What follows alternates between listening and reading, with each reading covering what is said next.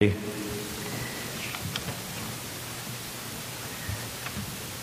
have a lot of folks in our church who have special days and anniversaries, and in our church newsletter we always list birthdays and anniversaries. We don't always call attention to those things in our worship service, but today is going to be an exception. When a couple is married for 65 years, like Betty and Dale Stevens, they need recognition. Betty and Dale, 65 years of wedded bliss this week.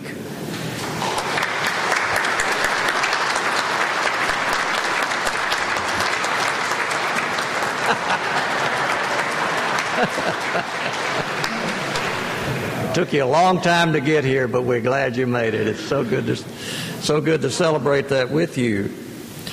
In this day and age, that's a tremendous testimony as well as a milestone.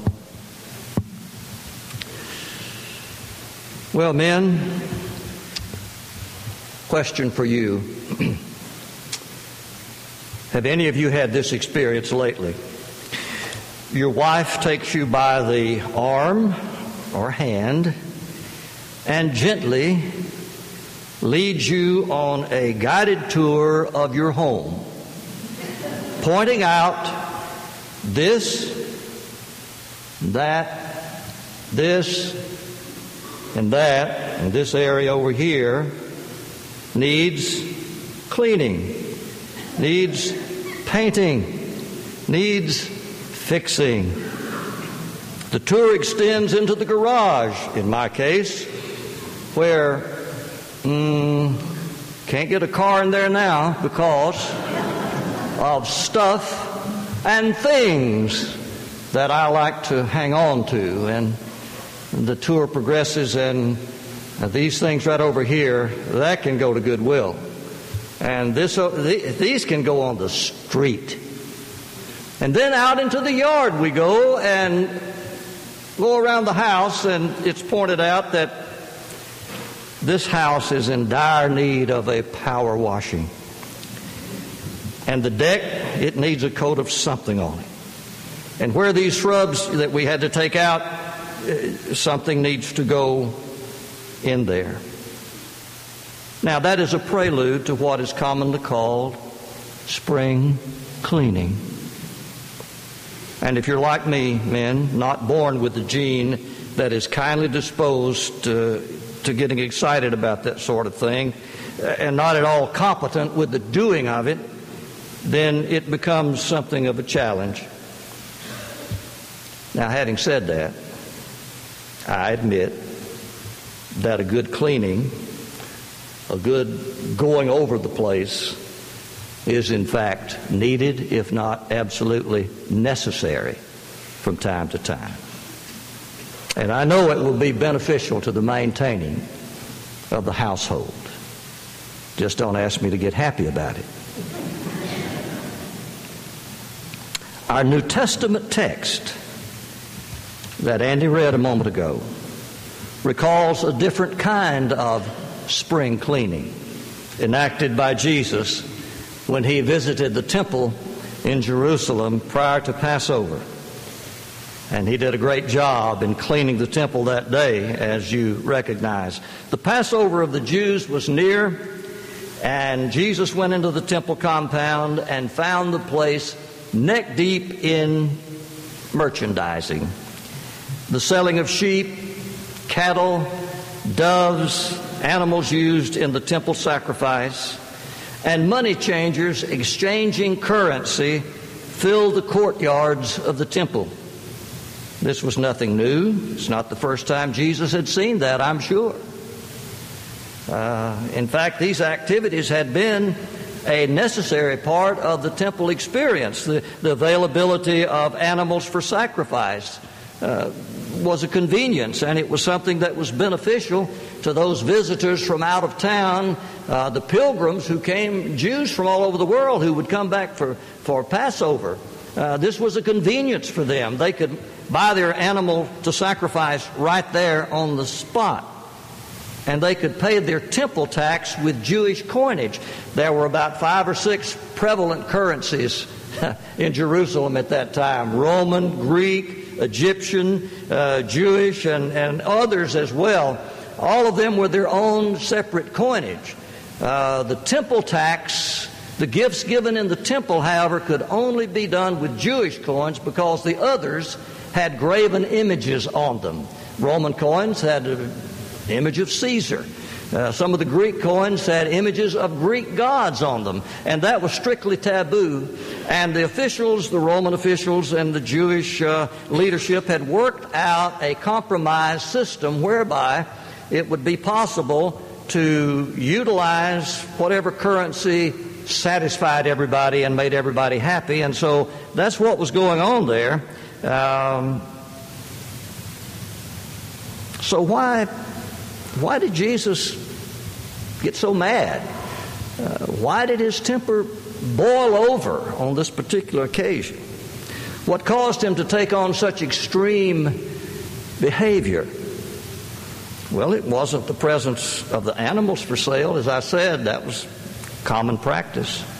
It wasn't the presence of the money changers, because they had been around and been doing that, but something had gotten out of hand. This business had turned into a lucrative business and had started growing by leaps and bounds. And biblical scholars tell us that by the time that John's Gospel notes this occurrence in Jesus' life, that the temple compound, the temple courtyards were just filled with vendors. I mean, it was like going to the French market. It was like, in fact, it was like a tourist trap, because it was discovered that these people coming from out of town, they didn't bring animals with them. They had to buy them there. So there was a lot of exorbitant pricing going on. In effect, they were taking advantage. And this business became lucrative. The leadership of the temple, obviously, they were finding it to be profitable for them. The Roman officials probably were getting a little kickback as well. Everybody was making money. And now, what's this place? Oh, the temple. Yeah. And these courtyards are designed for worshipers to come and have access, to come into the presence of that which reflected on the one true living God. People would come there to pray, but by this time they could, if they could find room, they could make their way through all of the stalls.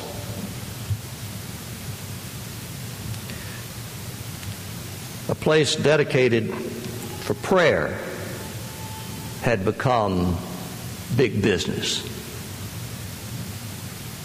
Corruption was obvious. Many things, of course, drive us to do the things we do, but we have to admit that money is indeed one of the strongest motivators in our lives. The problem with that is that it has a tendency to lead us to greed. I read something not long ago, an article caught my eye, a quote from a sociologist. This was not a religious sociologist. This was not a seminary professor. This was not someone representing a religious organization, but a secular sociologist who was commenting on our culture's move away from traditional organized religion, which, by the way, has been going on for the last decade or so. And his comment was, it appears Americans have switched religions. They now worship at the temple of greed. Mercy. You remember the verse in Scripture that says, the love of money is the root of all evil. Not money, but the love of money. The inordinate prioritizing, the making of money, wealth, riches, the end all of everything. He who has the most toys wins. That philosophy, that mentality. Heard about the rich old skinflint who was told by his doctor it might be wise if he got his house in order because his days were shorter, getting shorter all the time, and whatever he needed to take care of, he'd better go ahead and take care of it because his health was failing. So, among the first things he does is make it to the church and has a session with the pastor in which he confesses, "Pastor, I have never had time for God. I've never had time for the church. I've never given a dime to the church or to anything related to the work of God." Let me ask you something. If I leave my entire fortune, which is considerable, to the church, do you think that that will guarantee I have a place in heaven? Pastor said, after a pause, "Well, I think it's worth a try."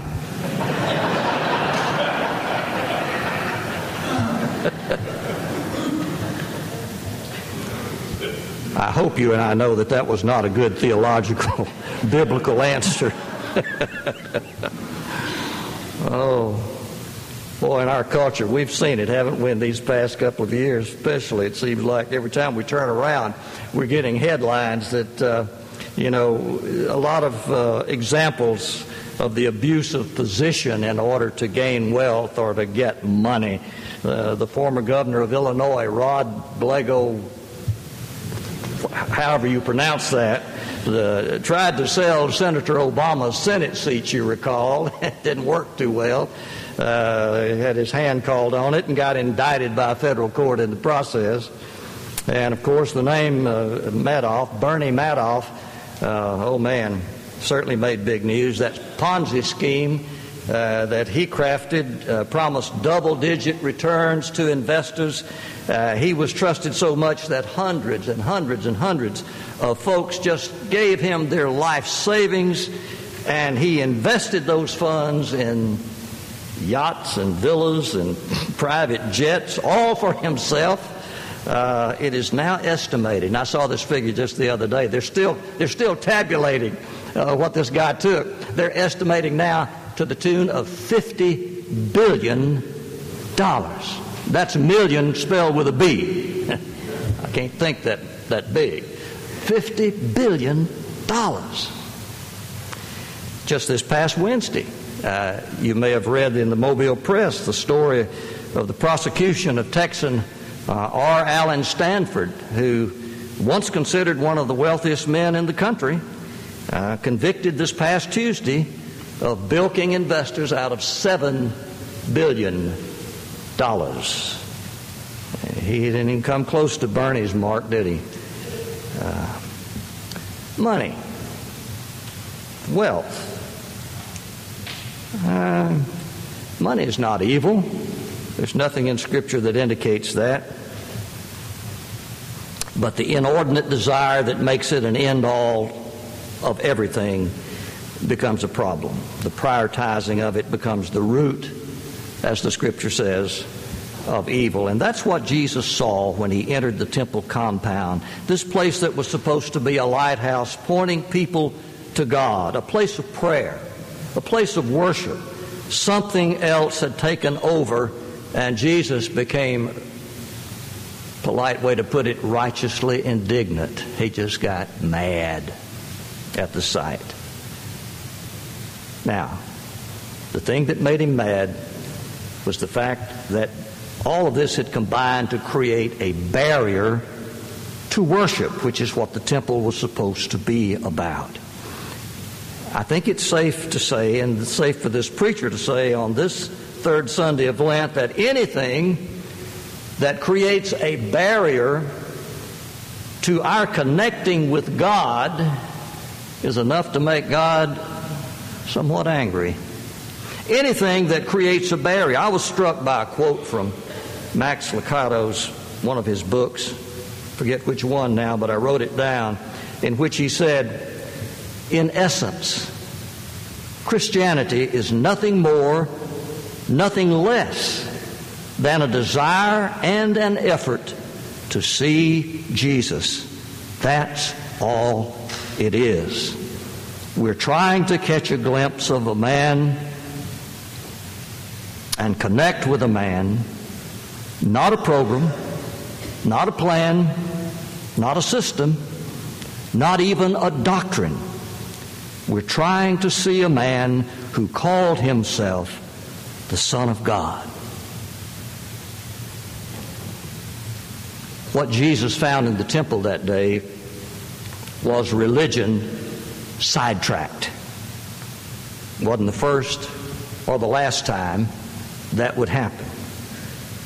It's a sad fact that anytime we human beings institutionalize our faith, we run the risk of sabotaging it. The plans, the programs, the systems, the properties, and sometimes even the religious doctrines become ends in and of themselves instead of a means to an end, which is